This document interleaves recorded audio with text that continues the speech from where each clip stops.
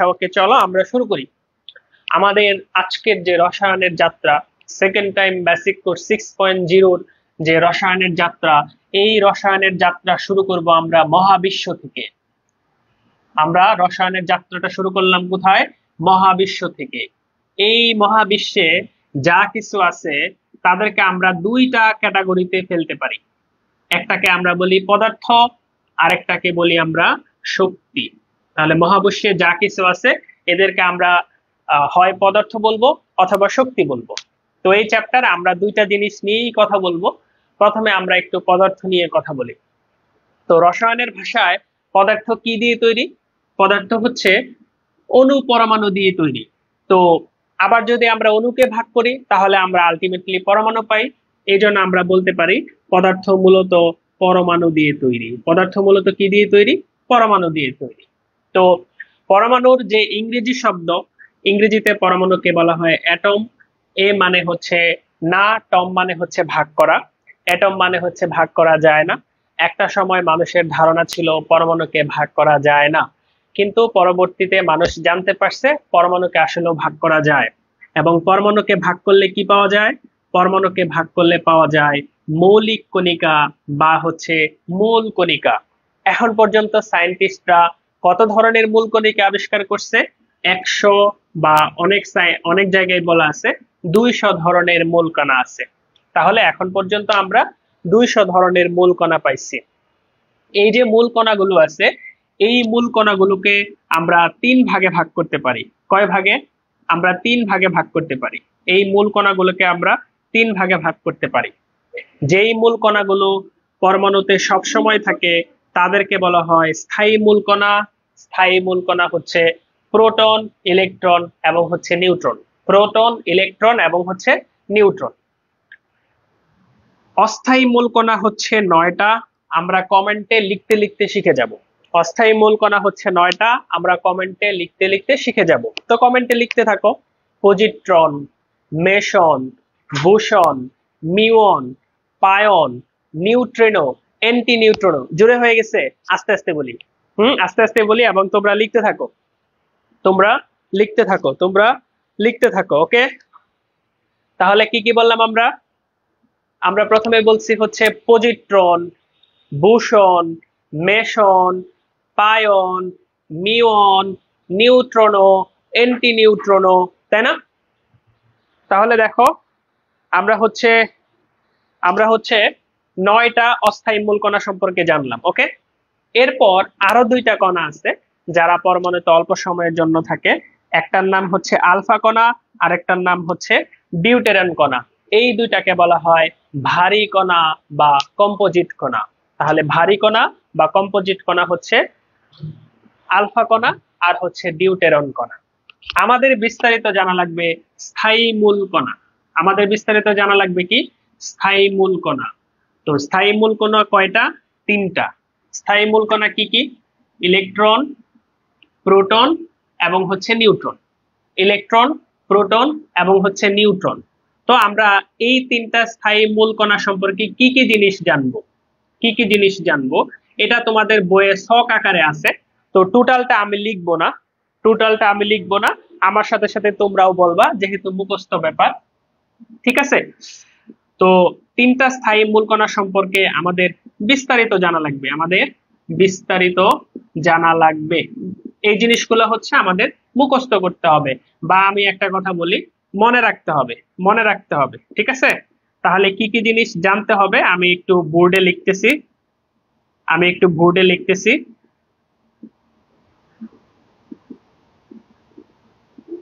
আমি একটু বোর্ডে লিখতেছি। তবে এতগুলা জিনিস আমাদের জানতে হবে। আমি একটু বলি, তাহলে শোনো। তোমরা অনেকেই জানো ইলেকট্রন আবিষ্কার করছে জে থমসন ক্যাথোড রশ্মি পরীক্ষার সাহায্যে। পরীক্ষার জন্য ইম্পর্টেন্ট। পরীক্ষা আসবে ক্যাথোড রশ্মি কি? উত্তর হচ্ছে ইলেকট্রনের প্রবাহ হচ্ছে ক্যাথোড রশ্মি। প্রোটন আবিষ্কার করছে গোল্ডস্টাইন ক্যানাল রশ্মি পরীক্ষার সাহায্যে। নিউট্রন আবিষ্কার করছে চ্যাডউইক। নিউট্রন আবিষ্কার করছে চ্যাডউইক। পরমাণুতে অবস্থান তোমরা সবাই জানো। পরমাণুর ভিতরে থাকে নিউক্লিয়াস, নিউক্লিয়াসের বাইরে থাকে আমাদের শক্তি স্তর।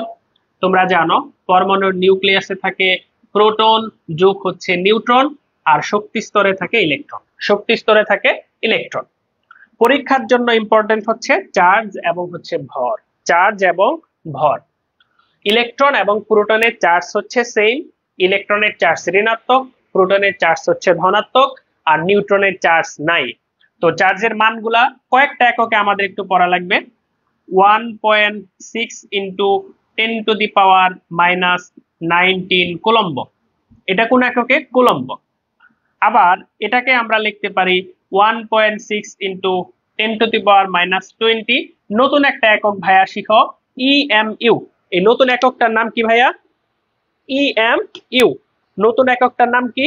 Electron mass unit. এটা কিন্তু পরীক্ষার অপশনে দিয়ে দিবে। ওকে, আচ্ছা, এটাকে আবার আমরা লিখতে পারি 4.8 ইন্টু 10⁻⁻10 ইএসইউ। ইএসইউ। এখন যদি তোমাদের প্রশ্ন করি, বলতো ইএমইউ আর ইএসইউ এর মধ্যে সম্পর্ক কি? দেখি কে বলতে পারো। এটা একবার মেডিকেলে আসছিল। ওকে, তাহলে আমরা যেটা বললাম এটাই হচ্ছে আমাদের চার্জ।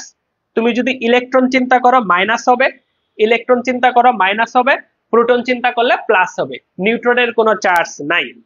আরেকটা কথা একটু বলে রাখি, এই যে ইলেকট্রন বা প্রোটনের চার্জ, এটা হচ্ছে প্রকৃতিতে সর্বনিম্ন চার্জ। এর চেয়ে কম চার্জ কল্পনা করা যায় না। এর চেয়ে কম চার্জ কল্পনা করা যায় না। এখন দেখো, সায়েন্টিস্টের মাথায় প্রশ্ন আসলো যে এই যে সংখ্যাটা, এই সংখ্যাটা মনে রাখা তো কঠিন। এই সংখ্যাটা মনে রাখা তো কঠিন, বা বারবার লেখাও তো কঠিন। তো ইলেকট্রন এবং প্রোটনের ক্ষেত্রে যেহেতু সমান, তাহলে ইলেকট্রনের চার্জকে যদি আমরা 1 ধরি, প্রোটনের চার্জও 1ই হবে, মানে সমান সমান হবে। তবে ইলেকট্রনের চার্জকে আমাদের বলতে হবে মাইনাস, প্রোটনের চার্জকে বলতে হবে আমাদের প্লাস। এই ব্যাপারটাকে বলা হয় আপেক্ষিক চার্জ। আপেক্ষিক চার্জ। তাহলে আমাদের ইলেকট্রনের আপেক্ষিক চার্জ হচ্ছে -1, প্রোটনের আপেক্ষিক চার্জ হচ্ছে +1। ওকে, এই এই ব্যাপারটা হচ্ছে আমাদের আপেক্ষিক চার্জ। আচ্ছা, তাহলে চার্জ সম্পর্কে আমরা জানলাম। এখন জানতে হবে আমাদের ইলেকট্রন, প্রোটন এবং নিউট্রনের ভর। ইলেকট্রন, প্রোটন এবং নিউট্রনের ভর। তো নিশ্চয় এদের ভর অনেক বেশি হবে না, কম হবে। তো এদের ভর দেখো, দেখো প্রোটন এবং নিউট্রনের ভর তুমি কিভাবে মনে রাখবা? প্রোটন এবং নিউট্রনের ভর তুমি কিভাবে মনে রাখবা? 1.673, 1.675 মনে রাখবা। নিউট্রনের ভর হচ্ছে একটু বেশি, গুণন 10⁻⁻24 গ্রাম। এটাও সেম 10⁻⁻24 গ্রাম। কিন্তু পরীক্ষায় যদি কেজিতে থাকে, গ্রাম থেকে কেজিতে নিতে 1000, 1000 মানে 10⁻³ তাহলে হবে -27 কেজি। ভুল করো না পরীক্ষায়, হ্যাঁ? তাহলে গ্রাম থেকে কেজিতে নিলে আমাদের 10⁻³ তাহলে হবে -27 কেজি। -27 কেজি। তো ইলেকট্রনের ভরটা কত? এটা পরীক্ষায় অনেক আসে। ইলেকট্রনের ভরটা হচ্ছে আমাদের 9.1 ইন্টু 10⁻⁻28 গ্রাম। এখন তোমরাই বলো কেজিতে নিলে তাহলে কত হবে? কেজিতে নিলে হবে 10⁻⁻31 কেজি। 10⁻⁻31 কেজি। 10⁻⁻31 কেজি। ওকে, আচ্ছা, এরপরে এখন দেখো হাইড্রোজেনের তুলনায় ভর। তো হাইড্রোজেনের তুলনায় ভর যেভাবে চিন্তা করছে, দুনিয়াতে প্রথম আবিষ্কৃত মৌলটা ছিল আমাদের হাইড্রোজেন। তো হাইড্রোজেনের একটা প্রোটন থাকে। তো হাইড্রোজেনের ভরের তুলনায় আমাদের ইলেকট্রনের ভর কত হবে? অনেক কম হবে। স্বাভাবিক, প্রোটনের ভরের তুলনায় ইলেকট্রনের ভর অনেক কম, প্রায় 1837 ভাগের 1 ভাগ। এটা অনেক সময় লাগে। তাহলে আমরা কি পড়তেছিলাম? আমরা পড়তেছিলাম পরমাণুর স্থায়ী মূল কণা, ইলেকট্রন, প্রোটন এবং হচ্ছে নিউট্রন। তো এই তিনটা সম্পর্কে বিস্তারিত জানা লাগবে। আশা করি জানতে পারছো। তোমাদেরকে আরো কিছু প্রশ্ন আমি একটু করি এখান থেকে। এই যে ইলেকট্রনের চার্জ, এটা কে নির্ণয় করছে, কিভাবে নির্ণয় করছে? এটা একটু বলো তো কমেন্টে, পারো কিনা। না পারলে আমি বলে দিব। ঠিক আছে, ইলেকট্রনের চার্জ কে কিভাবে নির্ণয় করছে এটা বলতে পারলে বলো, না পারলে আমি বলে দিব। আচ্ছা, এবার আসো আমরা আমাদের পড়াশোনা নিয়ে সামনে আগাই। তো এতটুকু পড়ার পর আমরা বুঝে গেছি যে পরমাণুতে ইলেকট্রন, প্রোটন এবং নিউট্রন থাকে, মাস্ট মাস্ট। কিন্তু পরমাণুতে ইলেকট্রন, প্রোটন এবং নিউট্রন কিভাবে থাকে এটা নিয়ে মানুষ বিভিন্ন গবেষণা করছে, বিভিন্ন গবেষণা করে বিভিন্ন মতবাদ দিছে। এই জিনিসগুলাকে বলা হয় পরমাণু মডেল। পরমাণু মডেল। তো এখন পর্যন্ত বিজ্ঞানীরা 5টার মতো পরমাণু মডেল দিছে। আমাদের সিলেবাসে আছে 2টা। এই 2টা পরমাণু মডেল পড়া লাগবে, তবে 5টার নামই মুখস্থ করা লাগবে। এদের মধ্যে প্রথম যে পরমাণু মডেলটা ছিল সেটা ছিল আমাদের থমসনের পরমাণু মডেল। থমসনের পরমাণু মডেল। এরপরে আমাদের রাদারফোর্ডের পরমাণু মডেল, তারপরে হচ্ছে বুরের পরমাণু মডেল। এই 2টা পরমাণু মডেল আমরা বিস্তারিত পড়ব। এরপরে আরেকটা আছে বোর সমারফিল্ড পরমাণু মডেল। বোরের সাথে সমারফিল্ড মিলে বোর সমারফিল্ড পরমাণু মডেল। আর সর্বশেষ বা আধুনিক পরমাণু মডেলের নাম হচ্ছে কোয়ান্টাম বলবিদ্যা পরমাণু মডেল। তাহলে এই মোট 5টা পরমাণু মডেল। হ্যাঁ, কোয়ান্টাম বলবিদ্যা পরমাণু মডেল। পরীক্ষায় একটা প্রশ্ন আসতে পারে কোনটা পরমাণু মডেল নয়, এজন্য 5টা পরমাণু মডেলের নামই আমাদের মুখস্থ করা লাগবে। ওকে, আচ্ছা। তো এখন দেখো প্রথম যে পরমাণু মডেলটা আমাদের, সেটা হচ্ছে আমাদের রাদারফোর্ডের পরমাণু মডেল। তো রাদারফোর্ড পরমাণু মডেল দেওয়ার আগে একটা পরীক্ষা করছিলেন। তো এই পরীক্ষাটার নাম হচ্ছে আলফা কণা বিচ্ছুরণ পরীক্ষা। কি পরীক্ষা? আলফা কণা বিচ্ছুরণ পরীক্ষা। তো এই বিচ্ছুরণ পরীক্ষার সফলতাটা কি ছিল? এই বিচ্ছুরণ পরীক্ষা থেকেই আমরা প্রথম জানতে পারছি পরমাণুতে যে নিউক্লিয়াস থাকে।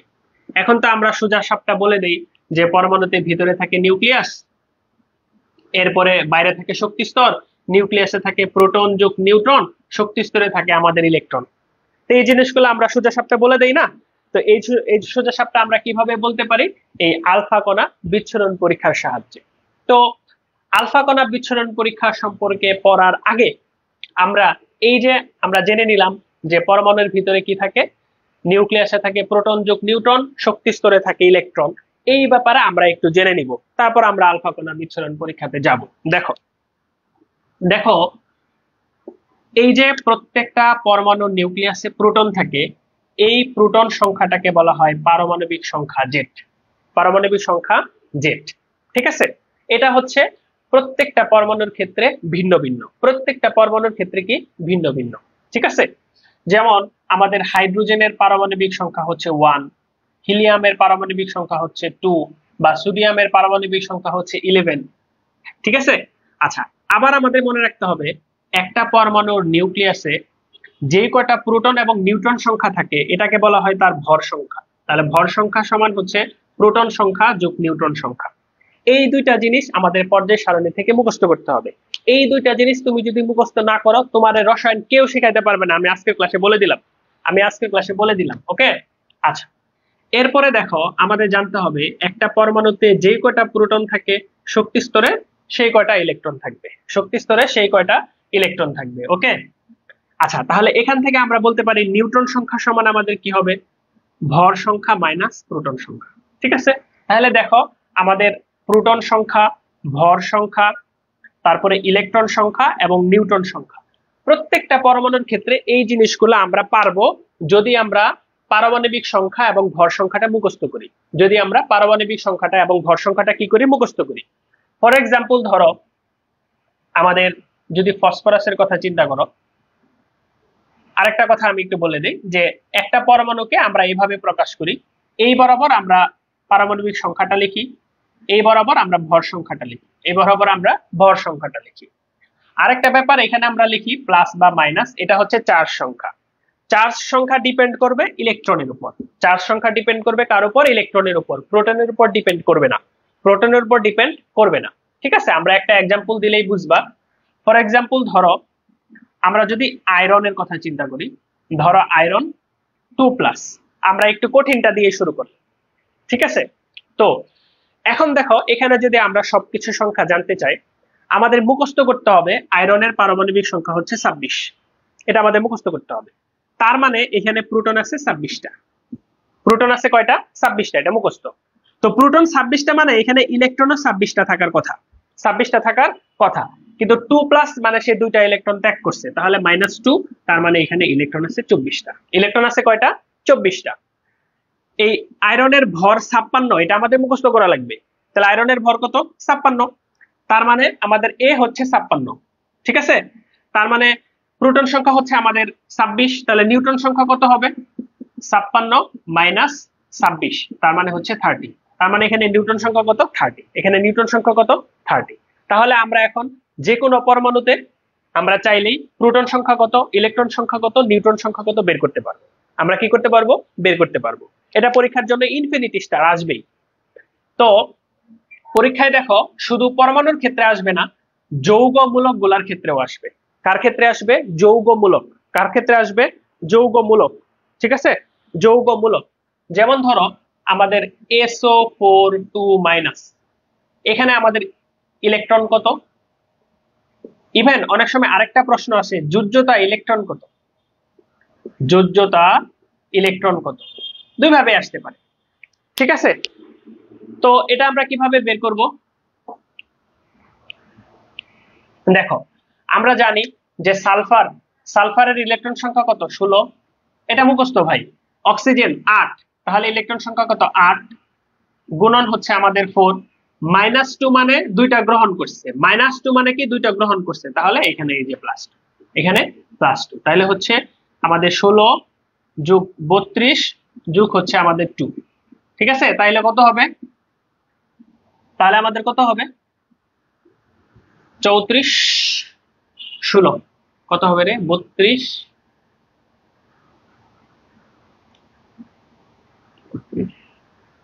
50।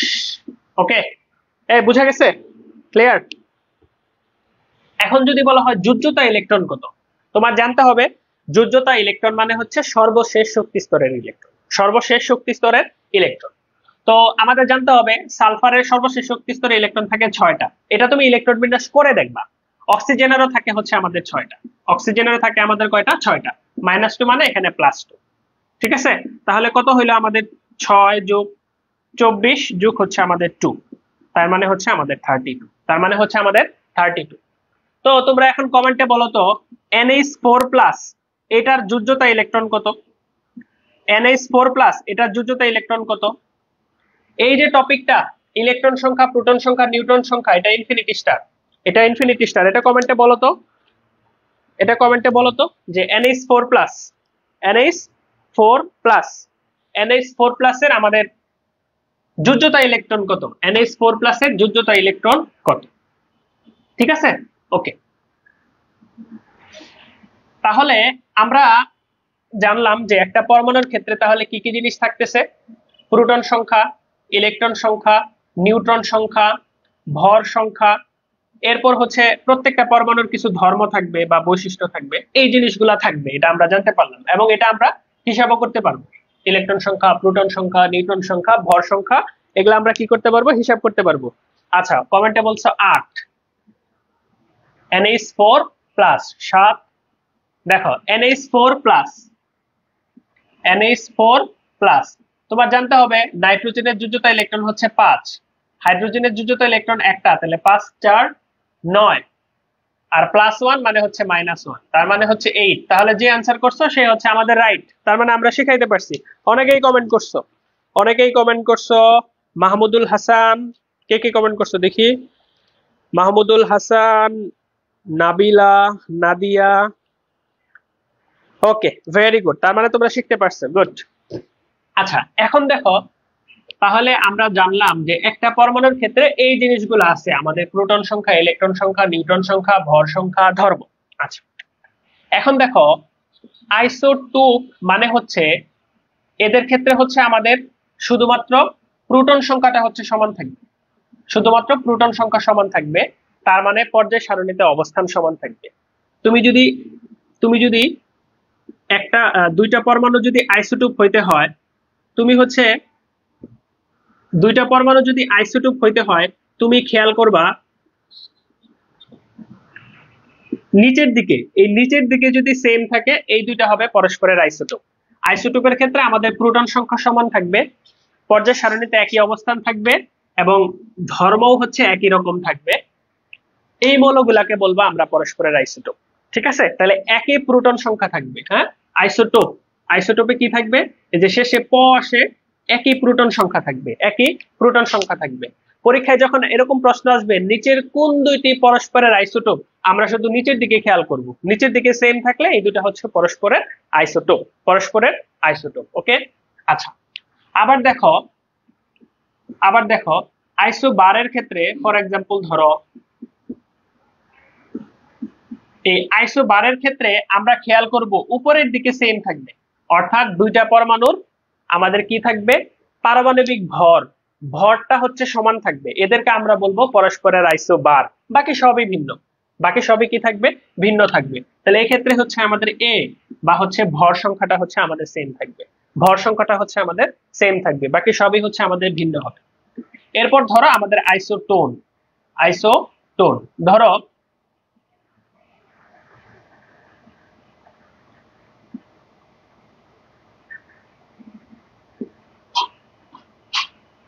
ধরো অক্সিজেন,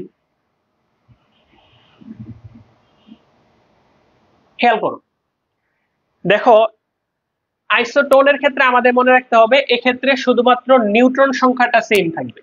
আইসোটোন শেষে ন আসে, নতে হচ্ছে নিউট্রন। তো কোন দুইটা মৌল পরস্পরের আইসোটোপ খেয়াল করবা, উপরেও মিলতেছে না নিচেও মিলতেছে না, কিন্তু বিয়োগফলটা মিলতেছে, তখন ওই দুইটা পরমাণু হবে পরস্পরের আইসোটোন। যদি দেখো যে উপরে নিচে মিলতেছে না, জাস্ট খালি আমাদের দুইটার বিয়োগফল মিলতেছে, তখন মনে করবা এই দুইটা পরমাণু হচ্ছে পরস্পরের আইসোটোন। এই যে ব্যাপারগুলা মাথায় রাখা, এই ব্যাপারগুলা মাথায় রাখলে তুমি আরেকজনের চেয়ে 15 সেকেন্ড আগে তুমি অ্যান্সার করতে পারবা। আর 15 সেকেন্ড অনেক ইম্পর্টেন্ট, অ্যাডমিশনে টাইম কম থাকে, টাইম ম্যানেজমেন্ট খুব ইম্পর্টেন্ট।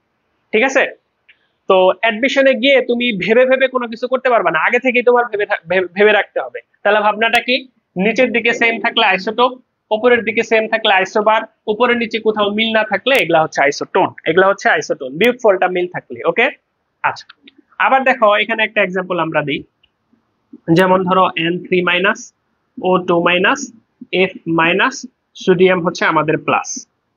তোমাদের একটা অসুবিধা কি জানো, তোমরা মৌলের পারমাণবিক সংখ্যা, পারমাণবিক ভর মুখস্থ করো না, মুখস্থ না করলে তো তুমি পারবা না। নাইট্রোজেনের 7, 7 3 10, 8 2 10, 9 আর 1 10, 11 থেকে 1 গেলে 10। তাহলে আমরা দেখতে পাচ্ছি এই চারটা পরমাণুরই ইলেকট্রন সংখ্যা হচ্ছে 10। যখন কিছু পরমাণুর ইলেকট্রন সংখ্যা সেম থাকে এদেরকে বলা হয় আইসো ইলেকট্রনিক, আইসো ইলেকট্রনিক, এদেরকে কি বলা হয়, আইসো ইলেকট্রনিক। তাহলে আমরা কি কি পড়লাম, আইসোটোপ, আইসোবার, আইসোটোন এবং হচ্ছে আইসো ইলেকট্রনিক, আইসো ইলেকট্রনিক। ওকে, ক্লিয়ার? আচ্ছা আরেকটা ব্যাপার আছে, তোমরা পড়তে পারো চাইলে, নাও পড়তে পারো, সেটা হচ্ছে আইসোমার। এটা এত ইম্পর্টেন্ট না পরীক্ষার জন্য। তো আইসোটোপ সম্পর্কে কিছু কথা আরো পরীক্ষার জন্য জানা লাগবে, যে এখন পর্যন্ত দুনিয়াতে বিজ্ঞানীরা 1300 আইসোটোপ খুঁজে পাইছে। সোডিয়াম এবং গোল্ডের একটা করে আইসোটোপ আছে, বাকি সবারই কমপক্ষে দুইটা করে আইসোটোপ আছে। আর পারমাণবিক সংখ্যা 82 এর বেশি হলে আইসোটোপ থেকে গামা, আলফা এবং বিটা রে বের হয়। এই আইসোটোপ গুলাকে বলা হয় তেজস্ক্রিয় আইসোটোপ। তেজস্ক্রিয় আইসোটোপের কিছু ব্যবহার আছে, এগুলা পরীক্ষার জন্য ইম্পর্টেন্ট, মুখস্থ, কৃষি, মেডিকেল, গুচ্ছ সব জায়গায় আসে। তেজস্ক্রিয় আইসোটোপের ব্যবহার খুব ইম্পর্টেন্ট পরীক্ষার জন্য। যেমন আয়োডিন গলগণ্ড রোগে ইউজ করা হয়, হ্যাঁ, আয়োডিন 131 এটা গলগণ্ড রোগে ইউজ করা হয়। কোবাল্ট 60 ক্যান্সারের চিকিৎসায় ইউজ করা হয়। কার্বন 14 কার্বন ডেটিং এ ইউজ করা হয়, ডেটিং মানে হচ্ছে বয়স নির্ণয় করা আর কি। হ্যাঁ, এরপর ইউরেনিয়ামের আছে 235, ইউরেনিয়ামের আছে 238, ইউরেনিয়ামের 235 হচ্ছে আমাদের নিউক্লিয়ার পাওয়ার স্টেশনে জ্বালানি হিসেবে ইউজ করা হয়। ইউরেনিয়াম 238 হচ্ছে পাথরের বয়স নির্ণয় ইউজ করা হয়। ঠিক আছে, ওকে। তো এরকম তেজস্ক্রিয় আইসোটোপের ব্যবহারগুলো পড়া লাগবে। ওকে, তেজস্ক্রিয় আইসোটোপের ব্যবহারগুলো আমাদের পড়া লাগবে। এই এতটুকু যে পড়াইছি, এতটুকু বুঝতে পারছো বাচ্চারা? এই একটু কমেন্টে বলো তো।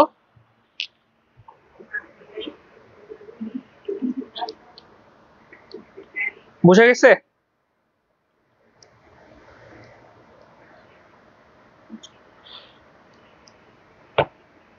আচ্ছা এরপরে দেখো আমরা যেখানে ছিলাম,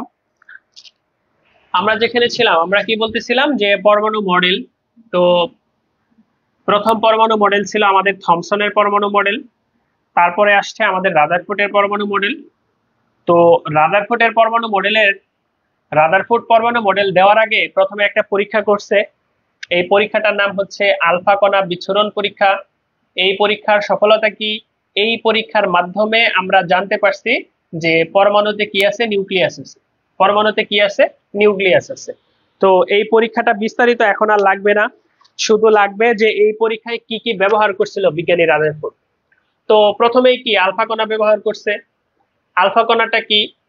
দেখো, ধরো এটা হচ্ছে আমাদের হিলিয়াম পরমাণু। হিলিয়াম পরমাণুর পারমাণবিক সংখ্যা হচ্ছে 2, পারমাণবিক ভর হচ্ছে 4। তার মানে এখানে প্রোটন হচ্ছে 2টা, ইলেকট্রনও হচ্ছে আমাদের 2টা, নিউট্রনও হচ্ছে আমাদের 2টা। এটুকু বোঝার কথা। তো এখান থেকে যদি 2টা ইলেকট্রন চলে যায় তাহলে 2+। এই যে দ্বিধনাত্মক হিলিয়াম নিউক্লিয়াস, কেন নিউক্লিয়াস বলতেছি? শক্তি স্তর থেকে ইলেকট্রন চলে গেছে, মানে শক্তি স্তর নাই। তাহলে এই দ্বিধনাত্মক হিলিয়াম নিউক্লিয়াসটাই হচ্ছে আলফা কণা। তার মানে আলফা কণা ধনাত্মক না ঋণাত্মক? আলফা কণা হচ্ছে ধনাত্মক। আলফা কণার ভর কত? আলফা কণার ভর হচ্ছে 4। আলফা কণাতে কোনো ইলেকট্রন নাই, এই জন্য আলফা কণাটা হচ্ছে আমাদের কি, ধনাত্মক। এরপর ইউজ করছিল গোল্ডের পাত। তো গোল্ডের পাতটা কতটুকু মোটা ছিল এটা মনে রাখতে হবে। 0.1 2 3 4, তারপরে 4, এই হচ্ছে সেন্টিমিটার। এটাকে সায়েন্টিফিকে নিলে কি হবে? 4।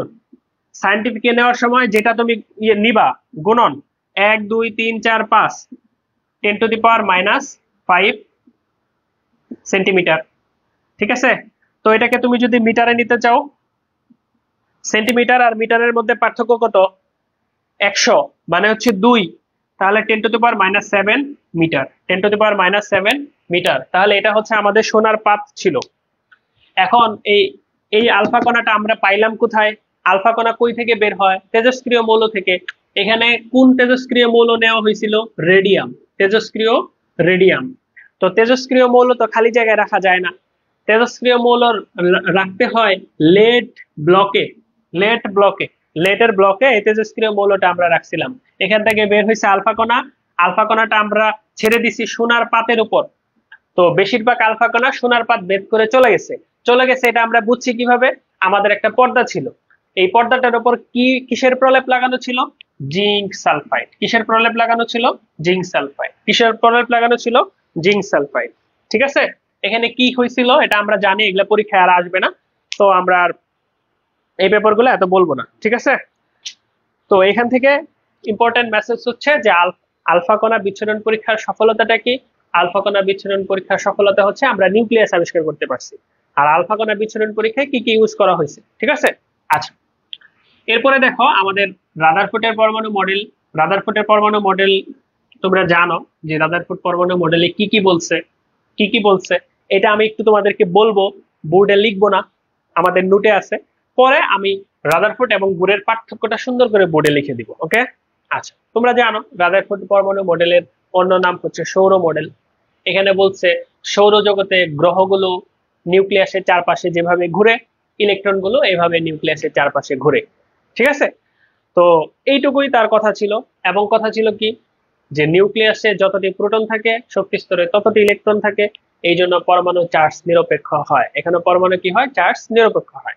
এখানে কিছু ব্যাপার আছে, এখানে সাধারণ বলবিদ্যার কিছু ব্যাপার আছে।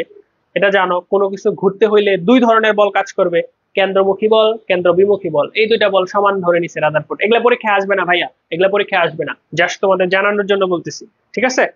তার মানে রাদারফোর্ড পরমাণু মডেলের ভিত্তি হচ্ছে সাধারণ বলবিদ্যা। তো রাদারফোর্ড পরমাণু মডেলের এইটুকুই মূলত কথা ছিল, যে এইটুকুই মূলত কথা ছিল। তো এই কথাটুকুর সবচেয়ে বড় ব্যর্থতা কি? সবচেয়ে বড় ব্যর্থতাটা কোথায়?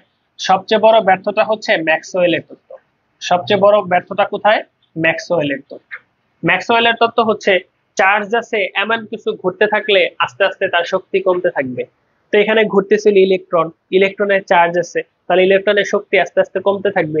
ইলেকট্রনের শক্তি কমতে থাকলে আমাদের কেন্দ্র বিমুখী বল থাকবে না, ফলে প্রোটনের আকর্ষণে ইলেকট্রন নিউক্লিয়াসে গিয়ে পতিত হবে, অর্থাৎ পরমাণু মডেলের স্থায়িত্ব থাকবে না। পরমাণু মডেলের কি থাকবে না?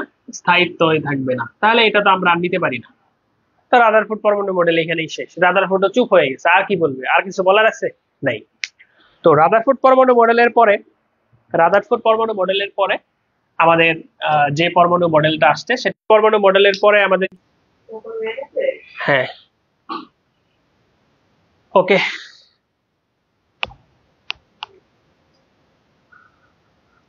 তো হচ্ছে নর্মালি হচ্ছে ইলেকট্রিসিটি যায় না, আজকে ইলেকট্রিসিটি হুট করে চলে গেছে। তো আশা করি চলে আসবে, আশা করি চলে আসবে। তো আমরা একটু আহ 2-1 মিনিট গল্প গুজব করি, গল্প গুজব করে পরে হচ্ছে আমরা কন্টিনিউ করতে থাকবো, ঠিক আছে? আর যদি দেখা যায় যে কারেন্ট আসতেছে না, বেশি টাইম লাগতেছে, তো বেশি টাইম লাগলে সেক্ষেত্রে আমরা বিকল্প চিন্তা করব, ওকে? তো আমরা আবার বেশি টাইমও পাবো না, কারণ তোমরা জানো আমাদের বায়োলজি ক্লাসও আছে, বায়োলজি ক্লাসও আছে, ওকে?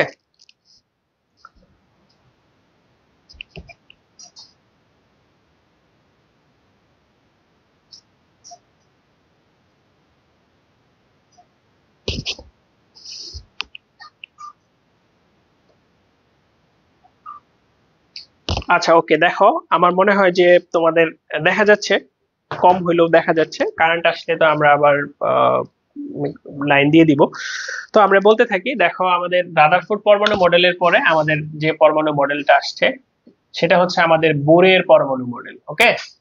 আচ্ছা, তো বিজ্ঞানী বোর খুবই কি বলবো, কৌশলী প্রকৃতির মানুষ ছিল। সে কথাবার্তা খুবই সাবধানে বলছে, এবং সে কথাগুলা বলছে কিভাবে, সেই কথাগুলা বলার আগে কোয়ান্টাম তত্ত্বটা পড়ে নিছে। হ্যাঁ, তোমরা জানো যে রাদারফোর্ডের ভিত্তি ছিল সাধারণ বলবিদ্যা, ঠিক আছে? তো বিজ্ঞানী বুর পরমাণু মডেলটা দেওয়ার আগে কোয়ান্টাম বলবিদ্যা পড়ে নিছে, যেটা দিছে বিজ্ঞানী ম্যাক্স প্লাঙ্ক, এবং যেটাকে এক্সটেনশন করছে আইনস্টাইন, সম্প্রসারণ করছে আইনস্টাইন। তো কোয়ান্টাম বলবিদ্যা পড়ে নিছে, বলে নিয়ে সে 3টা পয়েন্টে কথা বলছে। একটা হচ্ছে সে শক্তি স্তর বা অরবিট বা কক্ষপথ রিলেটেড কথা বলছে। আরেকটা সে ইলেকট্রন যেহেতু ঘুরতেছে, বৃত্তাকারে ঘুরতেছে, তো কৌণিক ভরবেগ, তো যেহেতু বৃত্তাকারে ঘুরতেছে তার একটা কৌণিক ভরবেগ থাকবে, এটা নিয়ে কথা বলছে। আর সে শক্তির শোষণ বিকিরণ নিয়ে কথা বলছে। তো এই 3টা পয়েন্টে সে কথা বলছে, শক্তির শোষণ বিকিরণ নিয়ে সে কথা বলছে, 3টা পয়েন্টে সে কথা বলছে। তো সে শক্তি স্তর নিয়ে কথা বলতে গিয়া, এই দেখো তো বোঝা যাচ্ছে কিনা, তো শক্তি স্তর নিয়ে কথা বলতে গিয়া সে বলছে যে নিউক্লিয়াসের চারপাশে নির্দিষ্ট শক্তির বৃত্তাকার কক্ষপথে ইলেকট্রন ঘুরে, ইলেকট্রন ঘোরার সময় শক্তি শোষণও করে না, বিকিরণও করে না। তার মানে ইনফরমেশন সে কতগুলা দিয়ে দিছে তুমি চিন্তা করো। যেহেতু শক্তির শোষণ বিকিরণ কিছুই করে না, তার মানে পরমাণু মডেলটা স্থিতিশীল হবে, অর্থাৎ সে স্থায়িত্ব ব্যাখ্যা করে ফেললো। সে বলছে নিউক্লিয়াসের চারপাশে নির্দিষ্ট শক্তির, তার মানে শক্তি স্তরে যে ইলেকট্রন আছে ইলেকট্রনের শক্তি সম্পর্কে সে ধারণা দিল। বৃত্তাকার কক্ষপথে, তার মানে সে কক্ষপথের আকৃতি সম্পর্কে ব্যাখ্যা দিল, কক্ষপথে ঘুরে। তো বৃত্তাকার যেহেতু, সুতরাং আমাদের শক্তি স্তরের ব্যাসার্ধ থাকবে, শক্তি স্তরের কি থাকবে, ব্যাসার্ধ থাকবে। তাহলে শক্তি স্তরের ইলেকট্রনের শক্তি থাকবে, ইলেকট্রনের বেগ সম্পর্কে তো বলছেই, ইলেকট্রনের বেগ সম্পর্কে তো বলছেই। আর যেহেতু ঘোরার সময় শক্তি শোষণ বিকিরণ করতেছে না, তাহলে পরমাণু মডেলটা কি হবে, স্থিতিশীল হবে। পরবর্তীতে এই সব ব্যাপার আরো সুন্দর করে ব্যাখ্যা করা গেছে যখন কোয়ান্টাম সংখ্যা আমরা জানতে পারছি। তো কোয়ান্টাম সংখ্যা, এই তো কারেন্ট চলে আসছে। তো আমরা যখন কোয়ান্টাম সংখ্যা জানতে পারছি তখন আমরা আরো বিস্তারিত ভাবে বুঝতে পারছি, ওকে? তো বিজ্ঞানী বোর আমাদের এন মানে প্রধান কোয়ান্টাম সংখ্যা সম্পর্কে ধারণা দিছে, প্রধান কোয়ান্টাম সংখ্যা সম্পর্কে ধারণা দিছে। তো কৌণিক ভরবেগ সম্পর্কে সে কি বলছে, কৌণিক ভরবেগ হচ্ছে h/2π এর পূর্ণ সংখ্যার গুণিতক, পূর্ণ সংখ্যার গুণিতক। তো এন এর মান কখনো কি হবে না, ভগ্নাংশ হবে না। এখানে এইচ কি, প্লাঙ্কের ধ্রুবক, এইচ কি, প্লাঙ্কের ধ্রুবক। 3টা এককে মান মুখস্থ করতে হবে। 6.626 into 10⁻⁻34 joule second, -34 kilojoule second, আর -27 arc second, -27 arc second, -27 arc second, ঠিক আছে? Okay, clear? আচ্ছা, আর শক্তির শোষণ বিকিরণ সম্পর্কে সে কি বলছে, শক্তির শোষণ বিকিরণ সম্পর্কে সে বলছে যে এই যে আমরা দেখলাম যে প্রত্যেকটা শক্তি স্তরের একটা শক্তি আছে, তো এন এর মান যদি বাড়ে তখন শক্তির মান কি হয়, বেশি হয়, এবং এই শক্তি স্তর গুলার ব্যাসার্ধও কি হয়, বেশি হয়। ইলেকট্রনের বেগ কমে, এই জিনিসগুলো একটু মাথায় রাখবা যে এন এর মান যত বাড়ে শক্তি স্তরের শক্তি তত বেশি হয়, তারপর হচ্ছে আমাদের ইলেকট্রনের শক্তি তত বেশি হয় কিন্তু বেগের মান তত কমে। তো এখান থেকে যদি উচ্চ শক্তি স্তর থেকে নিম্ন শক্তি স্তরে আসে, লাইক হচ্ছে 3 নাম্বার থেকে 2 নাম্বারে আসলো বা 4 নাম্বার থেকে 3 নাম্বারে আসলো, তখন শক্তি আমরা পাবো, অর্থাৎ শক্তির বিকিরণ হবে। আবার নিম্ন শক্তি স্তর থেকে যদি উচ্চ শক্তি স্তরে যায় তখন শক্তির কি হবে, শোষণ হবে। এটা সবসময় সমান হয় না, সমান না হওয়ার কারণে আমরা একটা রশ্মি পাবো। এই রশ্মিটাকে আমরা যন্ত্র দিয়ে দেখলে কালার পাবো, এই কালারটার নামই বলছে হচ্ছে বর্ণালী। অর্থাৎ বিজ্ঞানী বোর কি করতে পারলো, বর্ণালী ব্যাখ্যা করতে পারলো। বিজ্ঞানী বোর কি করতে পারলো, বর্ণালী ব্যাখ্যা করতে পারলো। ওকে, ক্লিয়ার? বিজ্ঞানী বোর কি করতে পারলো, আমি একটু ইন্টারনেটের লাইনটা দিয়ে দিচ্ছি। হ্যাঁ, ওকে, তাহলে আমাদের বিজ্ঞানী বোর কি করতে পারলো, বিজ্ঞানী বোর হচ্ছে বর্ণালী ব্যাখ্যা করতে পারলো। তাহলে এই বিজ্ঞানী বোরের সফলতাগুলো যদি আমি একটু চিন্তা করি, বিজ্ঞানী বোরের সফলতাগুলো একটু যদি আমি চিন্তা করি, বিজ্ঞানী বোরের সফলতাগুলো যদি আমি একটু চিন্তা করি, যে 1 নাম্বার সে পরমাণু মডেলের স্থায়িত্ব ব্যাখ্যা করতে পারছে। 1 নাম্বার সে পরমাণু মডেলের কি ব্যাখ্যা করতে পারছে, স্থায়িত্ব ব্যাখ্যা করতে পারছে। 2 নাম্বার সে শক্তি স্তরের আকৃতি ব্যাখ্যা করতে পারছে। সেই প্রথম বলছে যে শক্তি স্তর হচ্ছে বৃত্তাকার, শক্তি স্তর হচ্ছে কি আমাদের বৃত্তাকার। তোমরা সবাই জানো বৃত্ত হচ্ছে দ্বিমাত্রিক। তার মানে যদি আমরা বলি বোরের যে আমাদের পরমাণু মডেল এটা কেমন, দ্বিমাত্রিক, এটা কেমন, দ্বিমাত্রিক। ওকে, আচ্ছা আমরা সামনে আগে। তাহলে সে শক্তি স্তরের আকৃতি সম্পর্কে ব্যাখ্যা করতে পারছে। এরপর সে হচ্ছে শক্তি স্তরের ব্যাসার্ধ ব্যাখ্যা করতে পারছে। হ্যাঁ বলো। হ্যাঁ হ্যাঁ দিয়ে দাও, সমস্যা নাই, দিয়ে দাও, চলবে। তাহলে দেখো শক্তি স্তরের ব্যাসার্ধ সম্পর্কে সে ব্যাখ্যা করতে পারছে। এরপর শক্তি স্তরের ইলেকট্রনের বেগ ব্যাখ্যা করতে পারছে, শক্তি স্তরের ইলেকট্রনের শক্তি ব্যাখ্যা করতে পারছে, শক্তি ব্যাখ্যা করতে পারছে। ঠিক আছে, এবং সবচেয়ে ইম্পর্টেন্ট যে ব্যাপারটা, সে বর্ণালী ব্যাখ্যা করতে পারছে। সে কি ব্যাখ্যা করতে পারছে, বর্ণালী ব্যাখ্যা করতে পারছে। সে কি ব্যাখ্যা করতে পারছে, বর্ণালী ব্যাখ্যা করতে পারছে। ওকে, সে হচ্ছে বর্ণালী ব্যাখ্যা করতে পারছে। এছাড়া আমরা কিছুক্ষণ পরে আরেকটা ধ্রুবক সম্পর্কে পড়বো, সেটা হচ্ছে রিডবার্গ ধ্রুবক। একটু আগে আরেকটা ধ্রুবক বললাম, এটা হচ্ছে প্লাঙ্কের ধ্রুবক।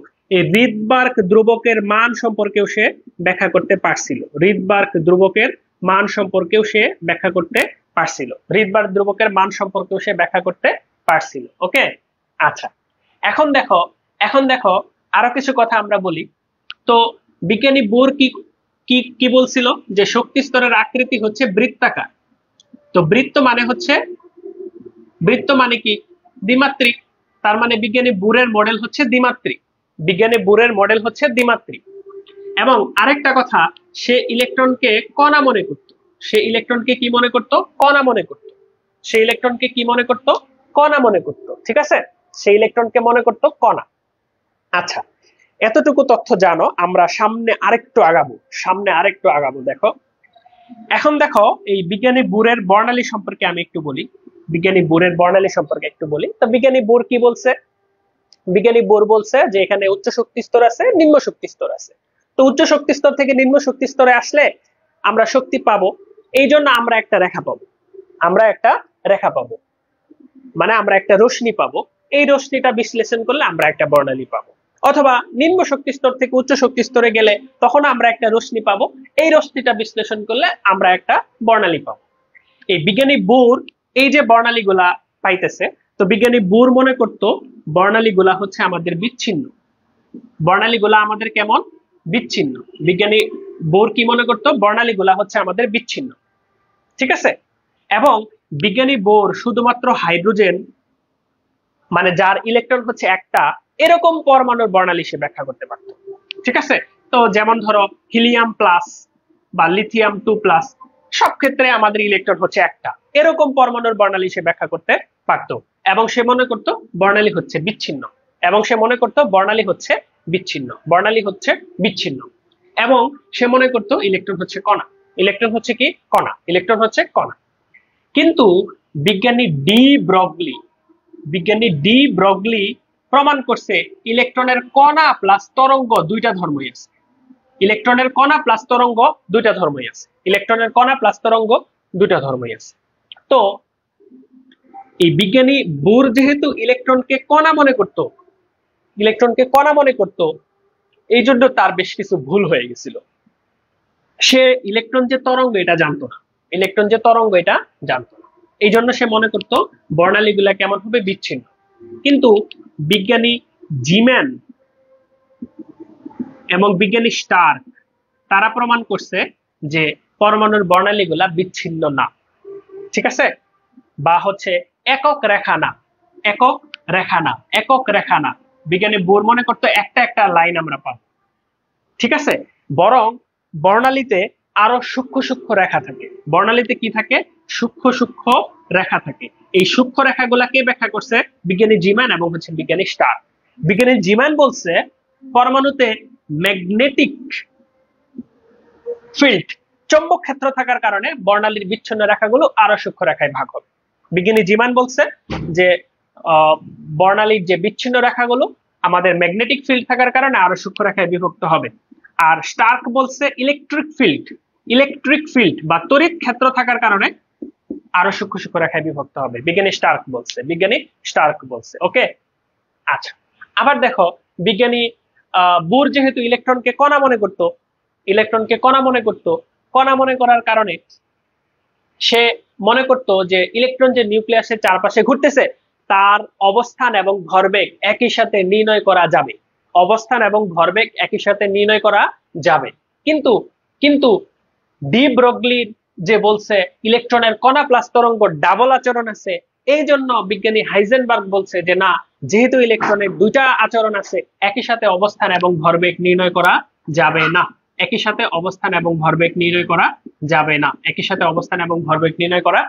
না। তোমরা বুঝতে পারছো আমি বোরের ব্যর্থতা নিয়ে আলোচনা করে ফেললাম। তাহলে এখন যদি আমরা বলি বিজ্ঞানী বোরের সফলতা কি এবং বিজ্ঞানী বোরের ব্যর্থতা কি। বিজ্ঞানী বোরের সফলতা হচ্ছে সে পরমাণু মডেলের স্থায়িত্ব ব্যাখ্যা করতে পারছে। সেই প্রথম আমাদেরকে বলছে শক্তি স্তর গুলা হচ্ছে বৃত্তাকার, অর্থাৎ শক্তি স্তরের আকৃতি ব্যাখ্যা করতে পারছে। সে ইলেকট্রনের নিউক্লিয়াসের চারপাশে শক্তি স্তরের ব্যাসার্ধ, ইলেকট্রনের বেগ, ইলেকট্রনের শক্তি এগুলা ব্যাখ্যা করতে পারছে। এবং সেই প্রথম হাইড্রোজেন বা এক ইলেকট্রন বিশিষ্ট পরমাণুর বর্ণালী ব্যাখ্যা করতে পারছে। এবং বিজ্ঞানী বোরের মতে রিডবার্গ ধ্রুবকেরও সঠিক মান পাওয়া যায়। কিন্তু বোরের ব্যর্থতাটা কোথায়? ব্যর্থতাটা হচ্ছে সে ইলেকট্রনকে কণা মনে করত, কিন্তু ইলেকট্রনের আসলে কণা এবং তরঙ্গ উভয় ধর্ম আছে, যেটা আমাদেরকে জানাইছে সায়েন্টিস্ট ডি ব্রগলি। এই ওয়ান ভুল ইনভাইটস অ্যানাদার ভুল। এই ভুলের কারণেই সে মনে করত যে বর্ণালীগুলা হবে বিচ্ছিন্ন। কিন্তু পরবর্তীতে বিজ্ঞানী জিম্যান প্রমাণ করছে পরমাণুতে ম্যাগনেটিক ফিল্ড বা চৌম্বক ক্ষেত্র থাকার কারণে, স্টার্ক প্রমাণ করছে ইলেকট্রিক ফিল্ড বা তড়িৎ ক্ষেত্র থাকার কারণে বর্ণালীর রেখাগুলো আরো সূক্ষ্ম রেখায় বিভক্ত হবে। বর্ণালীর এই সূক্ষ্ম রেখার ব্যাখ্যা বিজ্ঞানী বোর দিতে পারে নাই। সেই সাথে হাইজেনবার্গের অনিশ্চয়তার নীতিটাও বিজ্ঞানী বোরের মতে সঠিক না। তার মানে বিজ্ঞানী বোরের এটাও হচ্ছে একটা ব্যর্থতা। ওকে, এর পাশাপাশি প্লাঙ্কের ধ্রুবকের মানের সে কোনো ব্যাখ্যা দিতে পারে নাই। mvr সমান nh/2π এটা কেন হইলো, এটার ব্যাখ্যাও সে দিতে পারে নাই। ঠিক আছে, তাহলে আমরা বিজ্ঞানী বোরের ব্যর্থতা এবং সফলতা জেনে গেলাম। এখন যদি আমরা বিজ্ঞানী রাদারফোর্ডের সাথে পার্থক্য করতে চাই, খুবই সিম্পল। রাদারফোর্ড এগুলার একটাও পারে নাই। আর কি পার্থক্য থাকতে পারে? মাত্রা থাকতে পারে। তো আমরা তো জানি বোরেরটা হচ্ছে দ্বিমাত্রিক, রাদারফোর্ডেরটাও অনেকে দ্বিমাত্রিকই বলে, তো এটা পার্থক্যতে নাও আসবে না। তো মূল ভিত্তি কি, এটা পার্থক্যে আসবে। রাদারফোর্ডের মূল ভিত্তি হচ্ছে সাধারণ বলবিদ্যা, বোরের মূল ভিত্তি হচ্ছে কোয়ান্টাম বলবিদ্যা। তাহলে ভিত্তিটা আসবে। এরপর অন্য নামটা আসবে। আমাদের রাদারফোর্ড পরমাণু মডেলের অন্য নাম হচ্ছে সোলার সিস্টেম অ্যাটম মডেল, আর বোর পরমাণু মডেলের অন্য নাম হচ্ছে কি আমাদের হাইড্রোজেন পরমাণু মডেল। ওকে, তাহলে এই হচ্ছে রাদারফোর্ড এবং বোরের পার্থক্য। এই ব্যাপারগুলো থেকে কিন্তু ফ্রিকুয়েন্টলি প্রশ্ন আসে। এই যে এটা ইনফিনিটি স্টার, পরীক্ষায় প্রশ্ন আসবে যে বোর নিচের কোনটির বর্ণালী ব্যাখ্যা করতে পারে, কোনটির বর্ণালী ব্যাখ্যা করতে পারে না। ওকে, বোঝা যাচ্ছে বাচ্চারা? বোঝা গেলে একটু ভাইয়াকে লাভ রিয়েক্ট কমেন্ট করে জানাই দিও। আচ্ছা, এখন দেখো, এখন দেখো, এখন আরে বুঝে গেলাম, ধরা খেয়ে গেলাম। এখন দেখো আমরা আরো কিছু জিনিস জানি। এই যে বিজ্ঞানী বোরের মতে আমরা কি কি জানতে পারি? বিজ্ঞানী বোরের মতে নিউক্লিয়াসের চারপাশে শক্তি স্তরের ব্যাসার্ধ সম্পর্কে জানতে পারি, তারপরে ইলেকট্রনের বেগ সম্পর্কে জানতে পারি, আর ইলেকট্রনের শক্তি সম্পর্কে জানতে পারি। ঠিক আছে, ওকে। এখন দেখো, এখানে কিছু সূত্র আছে, যদিও সূত্রগুলো অনেক কঠিন, কিন্তু আমরা সংক্ষেপে পড়বো পরীক্ষায় পারার জন্য। এটা নিউক্লিয়ার ফিজিক্স নামে একটা চ্যাপ্টার আছে ফিজিক্সে, ওরা হয়তো পড়াবে, আমরা এভাবেই পড়াই। দেখো, তো এখানে সূত্রটা হচ্ছে নিউক্লিয়াসের চারপাশে এনতম শক্তি স্তরের ব্যাসার্ধ সমান 1 নাম্বার শক্তি স্তরের ব্যাসার্ধ গুণন এন স্কোয়ার বাই হচ্ছে জেড। এখানে জেড হচ্ছে পারমাণবিক সংখ্যা, জেড হচ্ছে পারমাণবিক সংখ্যা। আর ওয়ান এর মানটা আমাদের একটু মুখস্থ করা লাগবে, 0.529 ইন্টু 10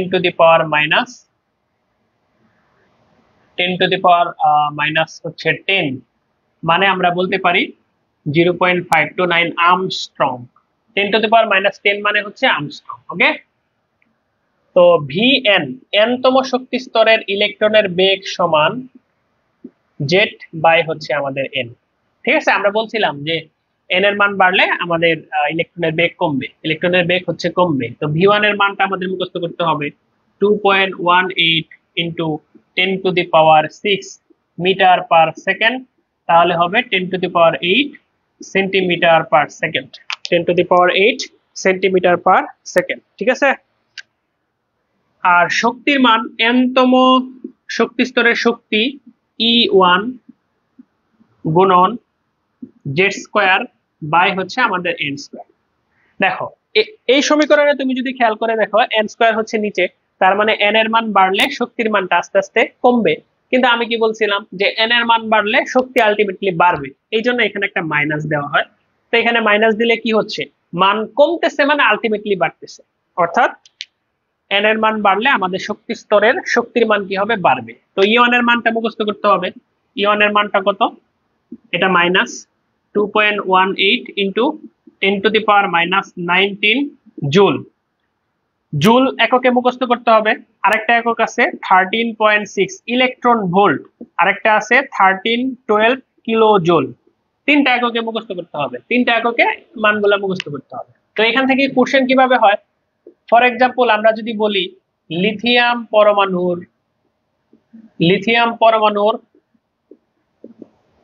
তৃতীয় কক্ষপথের ব্যাসার্ধ কত?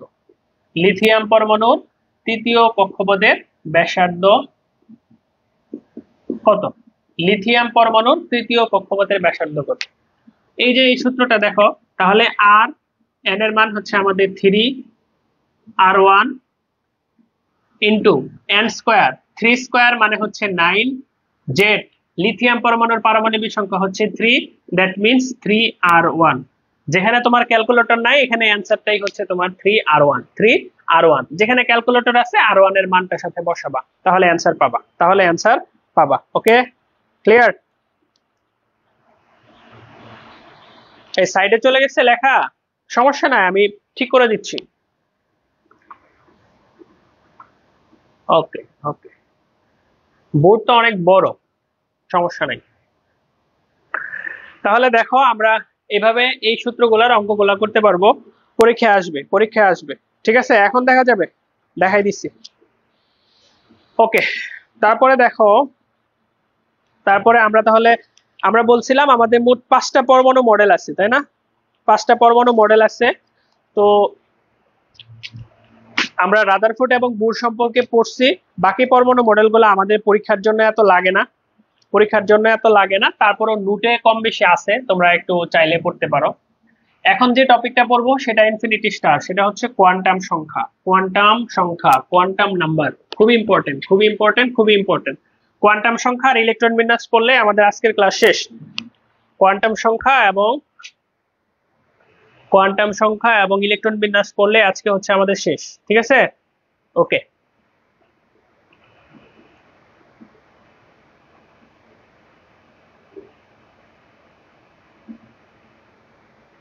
এখন লেখা পরিষ্কার সব লেখা দেখতে পারছো না তোমরা বাচ্চারা?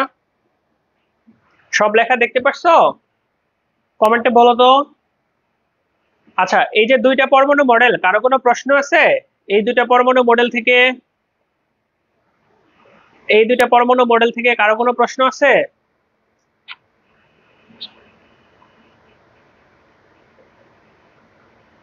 এই তোমরা এইচ এর মানগুলা কমেন্টে লিখে ফেলো তো। আমরা মুখস্থ জিনিসগুলা ক্লাসে কমেন্ট থেকে শিখে ফেলবো। এইচ এর মানগুলা কমেন্টে লিখো তো। এইচ এর মানগুলা কমেন্টে লিখো। দেখো আমরা অনেক মুখস্থ জিনিস শিখি না, এগুলা আমরা এই মানে আমরা ক্লাস থেকে শিখে ফেলবো, বুঝছো? আমরা মুখস্থ জিনিসগুলা ক্লাস থেকে শিখে ফেলবো। ওকে, ঠিক আছে, আসো। তাহলে আমরা 5টা পরমাণু মডেলের নাম বলছিলাম, দেখি লিখতে পারো কিনা। 5টা পরমাণু মডেলের নাম, তারপর হচ্ছে এইচ এর মান, এগুলা এখন লিখো। দেখো, এখন আমরা পড়বো কোয়ান্টাম নাম্বার। তো প্রথম কথা হচ্ছে যে আমরা এই কোয়ান্টাম নাম্বার কেন পড়ব? কোয়ান্টাম নাম্বার কেন পড়ব? আচ্ছা, কোয়ান্টাম নাম্বার পড়বো আমরা সঠিকভাবে ইলেকট্রন বিন্যাস যাতে করতে পারি, এই জন্য আমরা করব। ঠিক আছে? আচ্ছা, তো একটা সময় মানুষের ধারণা ছিল যে একটা পরমাণুতে নিউক্লিয়াসের চারপাশে আছে শক্তি স্তর, নিউক্লিয়াসের চারপাশে কি আছে? শক্তি স্তর। কিন্তু পরবর্তীতে জানা গেছে যে শক্তি স্তর গুলা আবার কিসে ভাগ করা থাকে? উপশক্তি স্তরে ভাগ করা থাকে।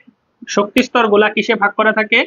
উপশক্তি স্তরে ভাগ করা থাকে। তো মানুষ ধারণা করছে প্রথমে শক্তি স্তরে ইলেকট্রন থাকে, পরে ধারণা করছে উপশক্তি স্তরে ইলেকট্রন থাকে, পরবর্তীতে দেখা গেছে যে উপশক্তি স্তর গুলা ভাগ করা থাকে অরবিটালে, এবং ইলেকট্রন আলটিমেটলি থাকে অরবিটালে। ইলেকট্রন আলটিমেটলি কোথায় থাকে? অরবিটালে থাকে। এবং আমরা সবাই জানি, এজন্য বলে দেই, যে একটা অরবিটালে আমাদের দুইটা ইলেকট্রন থাকে। একটা অরবিটালে আমাদের কয়টা ইলেকট্রন থাকে? দুইটা ইলেকট্রন থাকে। এবং এটাও আমরা জানি যেখানে দুইটা ইলেকট্রন, একটা ঘড়ির কাঁটার বিপরীত দিকে ঘুরে, আরেকটা ঘড়ির কাঁটার দিকে ঘুরে, আরেকটা ঘড়ির কাঁটার দিকে ঘুরে। ঠিক আছে? তাহলে এই যে নিউক্লিয়াসের চারপাশে শক্তি স্তর আছে, এই শক্তি স্তরের আকার, উপশক্তি স্তরের আকৃতি, উপশক্তি স্তরের অরবিটাল সংখ্যা, এবং প্রত্যেকটা অরবিটালে যে ইলেকট্রন গুলা ঘুরতেছে, এই ইলেকট্রন গুলা কোন দিকে ঘুরতেছে, এইটা বোঝার জন্য আমাদের 4টা সংখ্যা লাগে। এই 4টা সংখ্যাই হচ্ছে আমাদের কোয়ান্টাম সংখ্যা। তো শক্তি স্তর সম্পর্কে, শক্তি স্তরের কি বলছি আমরা? শক্তি স্তরের আকার, শক্তি স্তরের আকার, আমাদের উপশক্তি স্তরের আকৃতি, তারপরে আমাদের অরবিটাল সংখ্যা এবং ইলেকট্রনের ঘূর্ণনের সংখ্যা, এই জিনিসগুলা জানার জন্য আমাদের 4টা সংখ্যা লাগে। এই 4টা সংখ্যাই হচ্ছে আমাদের কোয়ান্টাম সংখ্যা। তো এন হচ্ছে আমাদের প্রধান কোয়ান্টাম সংখ্যা। এন থেকে আমরা বুঝতে পারি শক্তি স্তরের আকার। এটা আবিষ্কার করছে বিজ্ঞানী বোর। তো এন এর মান 1 মানে এটা হচ্ছে কে শক্তি স্তর বোঝায়। এন এর মান 2 এটা মানে হচ্ছে এল শক্তি স্তর বোঝায়। 3 এটা মানে হচ্ছে এম শক্তি স্তর বোঝায়।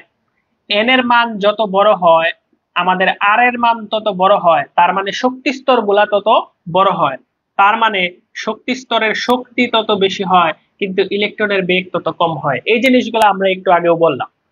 এবং বিজ্ঞানীরা বের করছে যে একটা শক্তি স্তরে এন স্কোয়ার সংখ্যক অরবিটাল থাকে। কতগুলো অরবিটাল থাকে? N square. তাহলে ইলেকট্রন কতগুলো থাকবে? 2n square. ইলেকট্রন কতগুলো থাকবে? 2n square. ইলেকট্রন কতগুলো থাকবে? 2n square. তো এখন যদি তোমাদের বলা হয় যে 5 নাম্বার শক্তি স্তরে অরবিটাল কয়টা, তাহলে 5 নং শক্তি স্তরে তুমি অরবিটাল বলবা 5 স্কোয়ার, সমান হচ্ছে আমাদের 25। তাহলে ইলেকট্রন কয়টা? 25 ইন্টু 2 সমান হচ্ছে আমাদের 50। তা আমরা কি বলছি যে একটা শক্তি স্তরে আমাদের অরবিটাল কয়টা থাকে? n square. তাহলে ইলেকট্রন কয়টা থাকবে? 2n স্কোয়ার, কস একটা অরবিটালে দুটো ইলেকট্রন থাকে। তো তাহলে 5 নাঙ্গে হবে কত? 25 50। কিন্তু এখন পর্যন্ত সায়েন্টিস্টরা যেই পরমাণুগুলো আবিষ্কার করছে, এই কোন পরমাণুতে সর্বোচ্চ 118টা ইলেকট্রনই থাকতে পারে। 118টি ইলেকট্রন থাকতে পারে। এবং এবং দেখা গেছে যে আমাদের একটা একটা শক্তি স্তরে সর্বোচ্চ 32টা ইলেকট্রনই থাকতে পারে। অর্থাৎ আমাদের 16টা অরবিটাল সর্বোচ্চ থাকতে পারে। 16 দুগুণে হচ্ছে আমাদের 32, এই জন্য 25 হবে না, 50 হবে না, এখানে ইলেকট্রন সংখ্যা 32 হবে, ইলেকট্রন সংখ্যা আমাদের 32 হবে। ওকে, তাহলে এই হচ্ছে আমাদের প্রধান কোয়ান্টাম সংখ্যা। প্রধান কোয়ান্টাম সংখ্যা বোঝা গেছে? প্রধান কোয়ান্টাম সংখ্যা এই হচ্ছে আমাদের প্রধান কোয়ান্টাম সংখ্যা। ওকে, অনেকেই কমেন্টে লিখছো। তো এই হচ্ছে আমাদের প্রধান কোয়ান্টাম সংখ্যা। এখন দেখো শক্তি স্তর গুলা কিসে ভাগ করা থাকে? উপশক্তি স্তর। তো উপশক্তি স্তরের কি আছে? আকৃতি আছে। তো এই উপশক্তি স্তরের আকৃতি বোঝার জন্য আমাদের একটা কোয়ান্টাম সংখ্যা আছে, এটা হচ্ছে সহকারী কোয়ান্টাম সংখ্যা বা অ্যাজিমুথাল কোয়ান্টাম সংখ্যা বা সাবসিডিয়ারি কোয়ান্টাম নাম্বার। এই কোয়ান্টাম সংখ্যাকে এল দিয়ে প্রকাশ করা হয়। এটার মান হচ্ছে 0 থেকে n-1 পর্যন্ত, 0 থেকে n-1 পর্যন্ত। এক্সাম্পলে যাও, n সমান 1, তার মানে এল এর মান হচ্ছে 0, তার মানে 1 নম্বর শক্তি স্তরে উপশক্তি স্তর হচ্ছে একটা। এন এর মান যদি তুমি 2 চিন্তা করো, তাহলে এল এর মান হবে 0 আর হচ্ছে 1, তার মানে 2 নম্বর শক্তি স্তরে উপশক্তি স্তর দুইটা। এন এর মান 3 হইলে উপশক্তি স্তর হবে কয়টা? তিনটা। এন এর মান 4 হইলে উপশক্তি স্তর তাহলে কয়টা হবে? উপশক্তি স্তর হবে 4টা। আমরা বলতে পারি এন এর মান যত, উপশক্তি স্তরের সংখ্যাও হচ্ছে তত। এন এর মান যদি 5 হয়, উপশক্তি স্তর কয়টা হবে? উত্তর হচ্ছে ভাই 4টা, 4টার বেশি হয় না। তাহলে উপশক্তি স্তর সর্বোচ্চ কয়টা হইতে পারে? 4টা। উপশক্তি স্তর সর্বোচ্চ কয়টা হইতে পারে? 4টা। জিরোর জন্য হচ্ছে আমাদের এস উপশক্তি স্তর, এই জিরোর জন্য কি আমাদের এস। 1 এর জন্য হচ্ছে আমাদের পি উপশক্তি স্তর, 2 এর জন্য হচ্ছে আমাদের ডি উপশক্তি স্তর, ঠিক আছে। আর এল এর মান 3 এর জন্য হচ্ছে আমাদের এফ উপশক্তি স্তর। আমাদের কি তাহলে আমরা দেখো মুখস্থ করে ফেললাম যে এল এর মান 0 মানে হচ্ছে এস উপশক্তি স্তর, 1 মানে হচ্ছে পি উপশক্তি স্তর, 2 মানে হচ্ছে ডি উপশক্তি স্তর, আর 3 মানে হচ্ছে আমাদের এফ উপশক্তি স্তর, এফ উপশক্তি স্তর। ওকে, ক্লিয়ার? আচ্ছা, এখন দেখো এই 1 দ্বারা বোঝায় 1 নাম্বার শক্তি স্তরের এস উপশক্তি স্তর। তাহলে 2 নাম্বার শক্তি স্তরে উপশক্তি স্তর দুইটা, একটা এস আর একটা হচ্ছে পি। 3 নাম্বার শক্তি স্তরে তাহলে 3s 3p 3d। 4 নাম্বার শক্তি স্তরে 4s 4p 4d 4a। ওকে, সর্বোচ্চ f পর্যন্তই হবে। এখন আমরা কি বলছি? আমরা উপশক্তি স্তরের আকৃতি বুঝবো। আমরা কি বুঝবো? উপশক্তি স্তরের আকৃতি বুঝবো। তো এগুলা সায়েন্টিস্টরা বের করছে। এস উপশক্তি স্তরের আকৃতি হচ্ছে কেমন? এস উপশক্তি স্তরের আকৃতি হচ্ছে এরকম গোলাকার, পি উপশক্তি স্তরের আকৃতি হচ্ছে এরকম ডাম্বেল আকার। আমি জানি না তোমরা দেখতে পারতেছো কিনা। ডি উপশক্তি স্তরের আকৃতিও হচ্ছে ডাম্বেল, তবে ডাম্বেল হচ্ছে এখানে লুপ হচ্ছে একটা দুইটা, এখানে হচ্ছে 4টা, এখানে হচ্ছে 4টা। আর এফ উপশক্তি স্তরের আকৃতি আরো জটিল, ওটা আঁকা সম্ভব না, আঁকা সম্ভব না। তাহলে আমরা কি বলছিলাম? সহকারী কোয়ান্টাম সংখ্যা থেকে আমরা কি বুঝবো? উপশক্তি স্তরের আকৃতি বুঝবো। এস উপশক্তি স্তরের আকৃতি হচ্ছে গোলাকার বা ফুটবলের মতো, পি হচ্ছে 2 লুপ বিশিষ্ট ডাম্বেল, ডি হচ্ছে 4 লুপ বিশিষ্ট ডাম্বেল, এফ হচ্ছে আরো কমপ্লেক্স। দ্যাটস ওয়াই আমরা এটা আঁকলাম না। ওকে, তাহলে এই হচ্ছে আমাদের সহকারী কোয়ান্টাম সংখ্যা। উপশক্তি স্তরে কি থাকে? অরবিটাল। তো একটা উপশক্তি স্তরে কয়টা অরবিটাল থাকবে এটা আমরা কিভাবে বুঝবো? এটা আমরা বুঝবো 2l+1 এই সূত্র দিয়ে, 2l+1 এই সূত্র দিয়ে। এটা হচ্ছে কয়টা অরবিটাল থাকবে, কয়টা কি থাকবে? অরবিটাল থাকবে, এটা বুঝবো। কয়টা ইলেকট্রন থাকবে এটা কিভাবে বুঝবো? 2 × 2l+1 দিয়ে, 2 × 2l+1 দিয়ে। ফর এক্সাম্পল ধরো তুমি যদি চিন্তা করো এফ উপশক্তি স্তর, তাহলে তোমার এল এর মান হচ্ছে 3, 3 যদি হয় তাহলে অরবিটাল হবে 2 × 3 প্লাস হচ্ছে আমাদের 1, তার মানে এফ উপশক্তি স্তরে অরবিটাল হবে 7টা, তাহলে ইলেকট্রন হবে 2 × 7 মানে হচ্ছে 14টা। এই জন্য এফ এ সর্বোচ্চ 14টা ইলেকট্রন থাকে, এফ এ সর্বোচ্চ 14টা ইলেকট্রন থাকে, 14টা ইলেকট্রন থাকে। এভাবে তুমি হিসাব করবা যে এস এর ক্ষেত্রে একটা অরবিটাল, পি এর ক্ষেত্রে 3টা অরবিটাল, ডি এর ক্ষেত্রে 5টা অরবিটাল, এফ এর ক্ষেত্রে 7টা অরবিটাল। তাহলে ইলেকট্রন কয়টা করে হবে? এস এ হচ্ছে 2টা, পি এ 3 দুগুণে 6, ডি এ হচ্ছে 5 দুগুণে 10, এফ এ হচ্ছে 7 দুগুণে 14, এফ এ হচ্ছে 7 দুগুণে 14। এগুলার ছবি আঁকাও শিখতে হবে, এগুলার ছবি আঁকাও শিখতে হবে, এগুলার ছবি আঁকাও শিখতে হবে। এই পি হচ্ছে আমাদের 3টা, এটার নাম পি এক্স, এটার নাম পি এক্স, এটার নাম পি ওয়াই, এটার নাম হচ্ছে পি জেড, এটার নাম হচ্ছে পি জেড। তাহলে পি তে হচ্ছে 3টা, P X, P Y, P হচ্ছে জেড, পি হচ্ছে জেড, পি হচ্ছে জেড। ডি তে আছে 5টা, এই 5টার নাম জানা লাগবে, এই 5টার নাম জানা লাগবে, X Y, Y Z, Z X, X square Y square, Z square, X square minus Y square, Z square. F এর 7টা নাম মুখস্থ করাটা একটু কঠিন, নাম মুখস্থ করাটা একটু কঠিন। ওকে, ক্লিয়ার? তাহলে দেখো আমরা পড়লাম সহকারী কোয়ান্টাম সংখ্যা। এখন আমাদের জানা লাগবে এই যে উপশক্তি স্তরগুলা, এই উপশক্তি স্তরগুলা কয়টা 3D বিন্যাস আছে, ত্রিমাত্রিক বিন্যাস আছে, এটাই হচ্ছে তার অরবিটাল সংখ্যা, এটাই হচ্ছে তার অরবিটাল সংখ্যা। যেমন ধরো তুমি, এটা আমরা এম এর মান দিয়ে বুঝি, এম এর মান হচ্ছে plus minus L. For example তুমি যদি ডি এর কথা চিন্তা করো, আমরা জানি ডি এর ক্ষেত্রে হচ্ছে আমাদের, ডি এর ক্ষেত্রে আমাদের এল এর মান হচ্ছে কত, 2, তাহলে হচ্ছে আমাদের প্লাস মাইনাস 2, প্লাস মাইনাস 2 মানে হচ্ছে -2, -1, 0, 1, 2, 1 2 3 4 5, তার মানে আমাদের 5টা অরবিটাল আছে। 5টা অরবিটালের নাম কিছুক্ষণ আগে আমরা দেখলাম, X Y Y Z, X square, X Y Y Z, Z X, X square minus Y square, Z square. Okay, clear? তাহলে দেখো আমরা এম এর মান থেকে বুঝতে পারি কোথায় কয়টা অরবিটাল আছে, কোথায় কয়টা অরবিটাল আছে। আমরা একটু আগেও আমরা দেখছিলাম যে এস এ একটা অরবিটাল থাকে, পি তে 3টা, ডি তে 5টা, এফ এ 7টা, আমরা বলছিলাম। আমরা দেখো এম এর মান থেকে বুঝতে পারি, এম এর মান থেকে বুঝতে পারি এম এর মান কি, plus minus L, plus minus L. ঠিক আছে, এখন অরবিটাল বুঝলাম, একটা অরবিটালে কয়টা ইলেকট্রন থাকে, একটা অরবিটালে কয়টা ইলেকট্রন থাকে, একটা অরবিটালে 2টা ইলেকট্রন থাকে। একটা ঘুরে ঘড়ির কাঁটার, একটা ঘুরে ঘড়ির কাঁটার বিপরীত দিকে, যেটা মাইনাস হাফ, আর যেটা ঘড়ির কাঁটার দিকে এটা হচ্ছে প্লাস হাফ।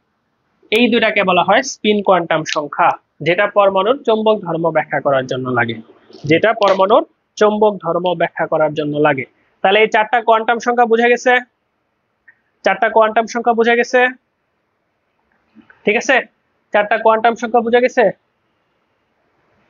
4টা কোয়ান্টাম সংখ্যা বোঝা গেছে।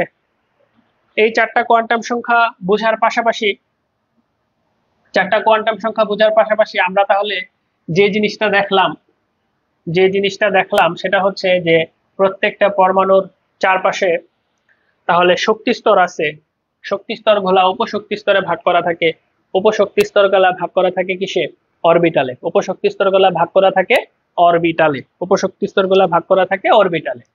তো এস উপশক্তি স্তরের অরবিটাল গুলা এস অরবিটাল, পি উপশক্তি স্তরের অরবিটাল গুলা পি, ডি উপশক্তি স্তরের অরবিটাল গুলা ডি, এফ উপশক্তি স্তরের অরবিটাল গুলা এফ, তাই না? আমরা পড়লাম এস উপশক্তি স্তরের অরবিটাল গুলা হচ্ছে এরকম, তাই না? এস উপশক্তি স্তরের অরবিটাল গুলা কেমন, এরকম। তারপরে আমাদের পি উপশক্তি স্তরের অরবিটাল গুলা কেমন, এরকম। ডি উপশক্তি স্তরের অরবিটাল গুলা কেমন, এরকম। তো এখান থেকে কিছু কথা বলে যে এই যে আমাদের এস উপশক্তি স্তরের, আমাদের এস উপশক্তি স্তরের যে অরবিটাল গুলা আছে, এই অরবিটাল গুলা কেমন, গোলাকার বা ফুটবলের মতো। আমরা জানি এক্ষেত্রে এল এর মান হচ্ছে 0, এম এর মানও হচ্ছে 0, তার মানে এটার কোনো কি নাই, ত্রিমাত্রিক বিন্যাস নাই, সব দিকে সমানভাবে থাকে, সব অক্ষে সমানভাবে থাকে, সব অক্ষে সমানভাবে থাকে। ওকে, ঠিক আছে। আচ্ছা, এখন দেখো 1s ও আছে, আবার 2s ও আছে, আবার 3s ও আছে, আবার 4s ও আছে। তো n এর মান যত বড় হবে s ও তত কি হবে, বড় হবে, s ও তত বড় হবে।